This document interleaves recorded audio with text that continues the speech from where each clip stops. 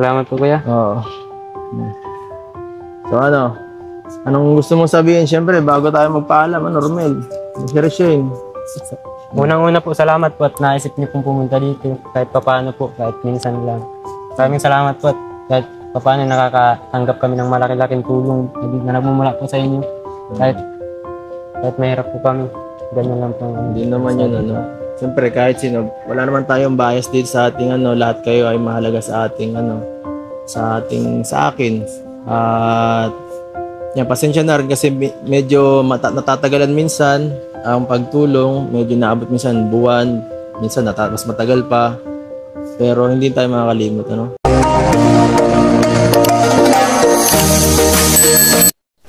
Kalingap Edu, marami ang napabilib.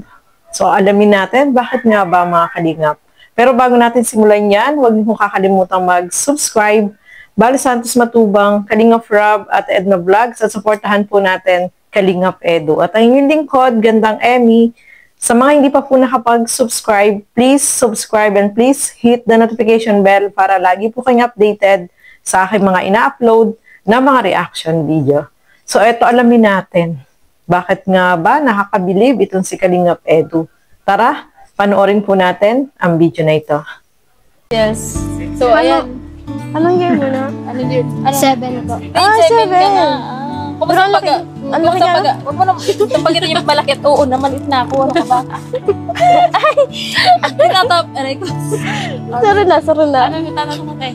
Kumusta ang pag-aaral mo bilang grade 7? Ayos lang po. Nahirapan ka ba?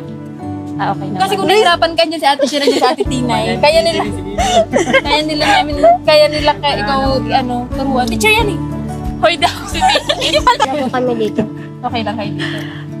Kumbaga dito sila kasi komportable, kaya... Masanay kasi sila dito. May ganun talaga kung parang hinahanap yung comfort day. Mali natin susunod, magkaroon tayo ng kunting budget ulit at mapagpatuloy natin ito kasi sayang. For the meantime, nakakatulog naman kayo dyan kahit paano at okay pa ng komportable. Lalo na ngayon, medyo maulan, mabagyo. Kamusta kayo dito sa bahay nyo? Nila Shane. Minsan, kuya, pag nabagyo, ang ginagawa ko dito, sama-sama po kami dito sa kabila. Buti naman, tama lang yan. Huwag mong iwan sila kapatid mo at delikado. Minsan punta po yan doon sa kabila. Doon sila na punta pag malakas ang ulan. Ako dito lang po ako at alam ko na hindi naman po yan magigiba. Matibay talaga, sementado yan. Ang kapal-kapal lang semento niyan. Sigurado matibay. Salamat po ulit sa nagpabot ng tulong yung dati po.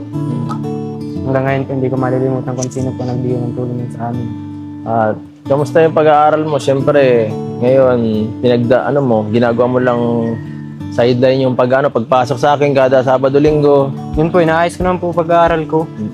Maganda rin naman po ang record ko sa school kahit minsan nakaka-absent. Hindi ka naman, wala namang Sige ko din naman po pag-aaral. Ikaw, Shershin, baka may gusto kong pasalamatan. Maraming salamat po sa nagtulong sa amin. Mahiya. Hindi mo supog. Mahiya. Hindi nyo rin po kami nakakalimutan. Kahit po may ginawang mali. Kuya mo, pasalamatan mo na at laging inaalalayan yan. Maraming salamat din po sa kuya ko. Oo, kasi Nagsusuporta po, pati po kay Kuya Ed. At ayan, salamat syempre ako rin sa lahat ng tumutulong po sa kanila. At malaking tulong na po yung dati na ibigay. Hindi po natin nakakalimutan yun. Yung pagtulong nyo sa pagpaayos ng bahay sa kanila. And syempre ngayon po hanggang ngayon sa lahat ng mga tinutulungan ko, salamat po. So, ayun po, mga kasukay, mga kalingap.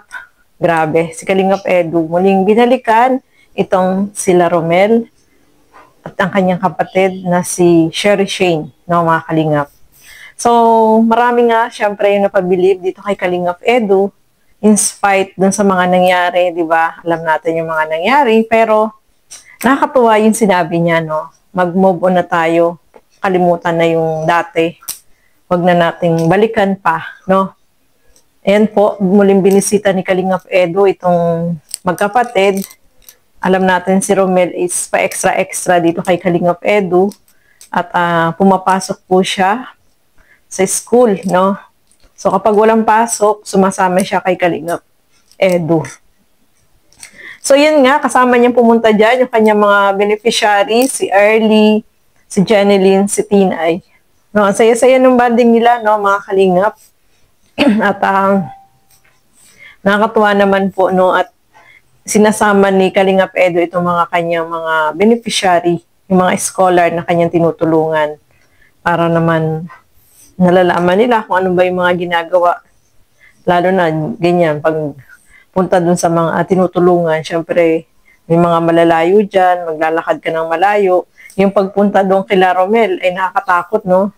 Dumadaan sila dun sa hanging bridge. So nakakatakot, mga Kalingap. At masaya yung bonding moment nila, no? Yung na-interview din ng mga beneficiary ni Kalingap Edu, etong si Sherry Shane.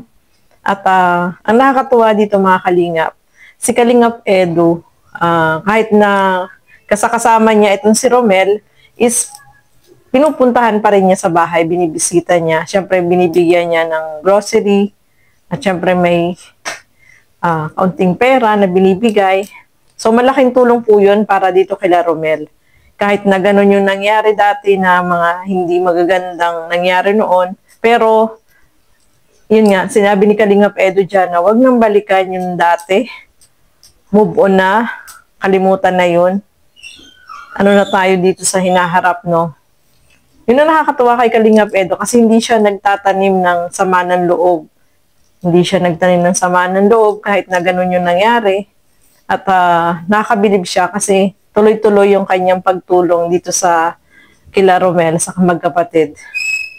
So, deserve naman po nilang matulungan at hoping na itong si Romel ay makapagtapos ng pag-aaral at siya yung tuloy-tuloy pa rin na sumama dito kay Kalingap Edu kasi malaking tulong yung pagsama-sama niya. Kahit pala minsan hindi sumasama, walang pasok, naabutan din ni Kalingap Edu ng pera. So maganda po yun, no? Kasi nakatulong talaga yun sa kanila, sa pangangailangan nila, sa pang-araw-araw. Siyempre, pumapasok sa school, kailangan din ng baon. So malaking tulong po yun, no, mga Kalingap. Kaya marami yung napabilib dito kay Kalingap Edu, dito sa kanyang ginagawa, especially sa pagtulong dito kay Romel, no, mga Kalingap. So, yan po mga kasukay, mga Kalingap. Maraming salamat po sa inyong walang sawang panonood at pagsuporta dito sa aking mga ginagawang reaction video. Suportahan din po natin yung aking mga kasama sa Karaba, Teacher N, Kuya Noli Vlog, Angie De Vera Vlog, and Darlene Vlog. Support po natin sila, mga Kalingap.